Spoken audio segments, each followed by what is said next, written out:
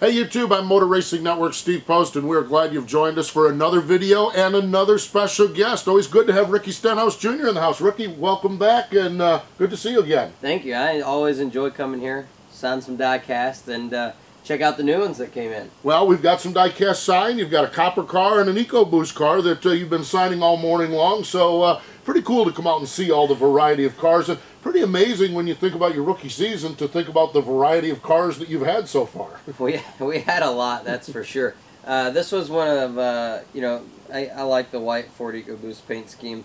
Ford does a lot for us at Roush Fenway, and I wish we could have ran a copper Zest car like this. That would be cool. So now that they make it in the diecast in that version, I'm gonna try to talk Hank and the guys at Zest to run a copper car. Well, I think that looks really cool. We have the diecast, now let's have the race car, right? Yeah, we need to run it at a night race or something somewhere. So that would be pretty sharp. cool. That would be sharp, that's for sure. Rookie of the Year, congratulations on that, and just kind of assess your 2013 season.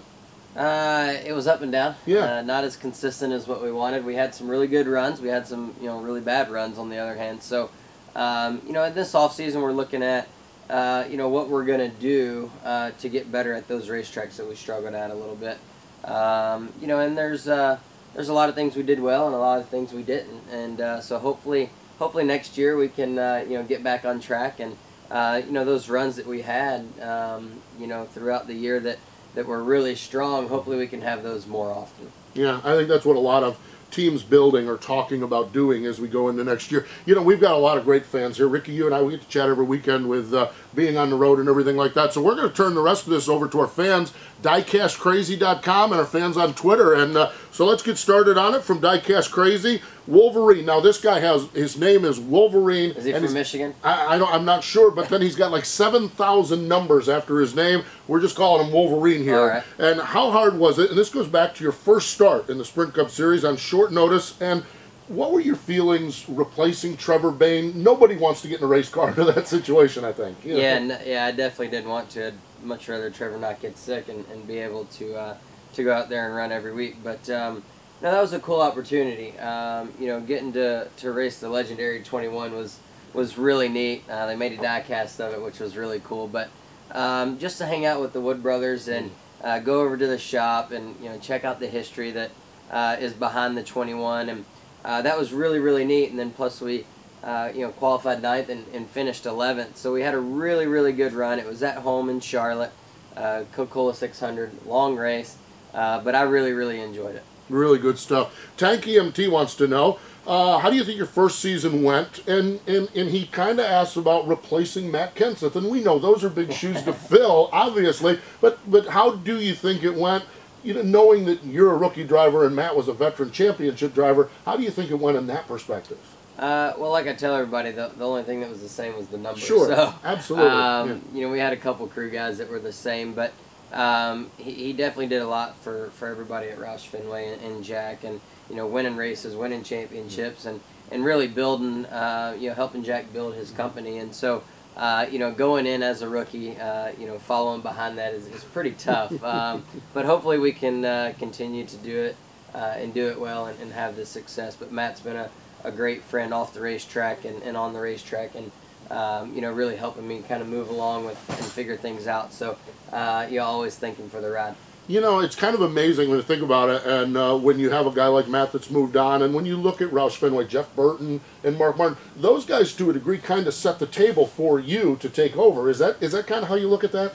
Yeah, I mean they run their careers and keep going until they're done or until they want to move and go do something else. And it really just helps build a good platform and good race teams and good mechanics, and so it was really cool to step in behind Matt in that 17 car. Good stuff for sure. Another one from Diecast Crazy, Y2J767. What was the toughest learning experience of your rookie year? Martinsville. Really? Yeah. The problem is I'm not sure we learned anything yet. So we had 2 bad races there, and the second race we were a little bit faster, but still got in a crash. The accordion effect, getting into the corners there, really got us messed up. But that was a tough one. Yeah, that's for sure. Murph 48 wants to know, how hard was the transition from Nationwide Series to Sprint Cup Series.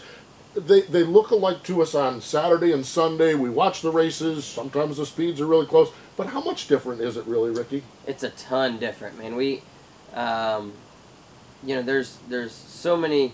The tracks are the same, so that's a positive. You know, in the Nationwide Series, you're learning the racetracks, and so I know the racetracks. It's you know, when you get strapped in behind the steering wheel, it's a lot more horsepower. You got to use a lot more brake, and you're carrying a lot more speed into the corner. So one of the things I've had to do this year is tell myself to back up the corner and really let the car get into the corner and turn and start rolling a little bit better. So that was you know, I said earlier that Martinsville was probably our biggest struggle. Backing up the corner is, you know, right up there with it. Well, that's Martinsville too. Yeah, that's for sure. Sprint 9988, and I love this question. I was going to ask you this, but we're going to let this one go. What did you learn from your teammates Carl and Greg this year? And that's the first part of it. So we'll deal with that, and then talk about Mike Kelly coming back and getting your two-time Nationwide Series crew chief champion crew chief back. So talk about your teammates and your new crew chief next year. Yeah, Carl and Greg were great. You know, we're able to look at throttle and brake traces throughout the weekend, and then sit down and talk about it. And they got a lot of experience. You know, similar to Matt. You know, us taking over his ride. I kind of felt bad because, you know, I'm a rookie trying to give input to Carl and Greg, you know, after they had Matt, who was so successful. So, you know, I tried to use everything I could from them and soak it all up. But we're really excited to have Mike coming back. He's pumped up and ready to go.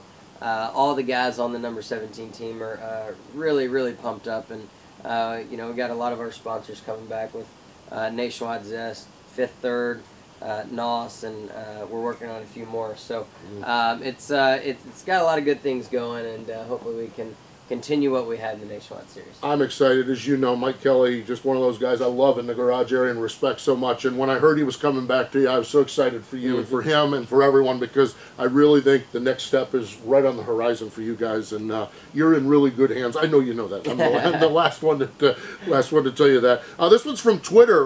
Randy Adams writes in and says, what tracks are you looking forward to in 2014? Which ones? We talked about Martinsville. Now let's talk about the other side of it, the good ones you're looking forward to. Not looking forward to Martinsville. You know, the Speedway races, I'm really looking forward to the Daytona 500. The Speedway races this year were actually really strong for us, and they've never really been one of my favorites, but this year we ran really well at them. And, you know, so going into Daytona this year, I wasn't 100% sure what to expect, or you know, really how to maneuver the car to get up towards the front. And, you know, each plate race we went to, the better and better we got. So really looking forward to that.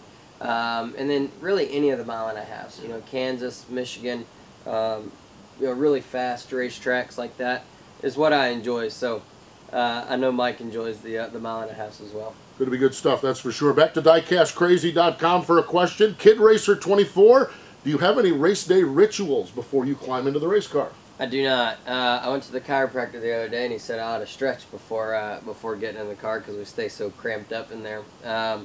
Other than that, no. I eat. Sometimes I'll shoot some basketball. I'll get out my golf club and do some, you know, swinging of the golf club. But you know, football season, I'm laying around watching football. You know, right before I got to change to go get in the car. So. No rituals, just kind of go with the flow. That's really cool. Final question we have, and again, this is diecastcrazy.com, and Tracy, first off, I have to qualify this. She is your #1 fan. She has the helmet. She has all the diecast. She was curious about what cars you were signing today. She follows along as well. Her question is, what is your favorite paint scheme that you have run? Favorite paint scheme? Hopefully this one. Hopefully this one next year. No, I don't know. That's going to be tough to talk him into. Man, there's so many great ones. You know, the one cool thing that I really enjoyed about this year is every sponsor we had was blue. You know, it had blue in just about every single car that we ran. So that was a positive. The Zest car really stood out. You know, everybody I talked to could really see it on the racetrack, especially the ones watching on TV. So I really enjoyed the Zest paint scheme this year. Really cool, that's for sure. We appreciate all your questions on diecastcrazy.com, on Twitter, and here on YouTube. We get them as well, and we love answering them, and we just love you fans and your participation here with Plan B. Ricky, before we, I guess we're getting you back up to sign a few more autographs. Plans for the holidays? You stay in. Some of us like to hunker down. Some like to go places. What's your plan going through the holidays? Yeah, I like to. You know, we've been traveling a lot since the end of the season. Yeah. But we're gonna go to her parents for a couple days, and then head down to Mississippi and go hang out with my family for some days, and then try to get back up here to North Carolina for New Year's, and then relax for a few days then. That's awesome. Good family time. Ricky, as always, thanks for swinging by Plan B.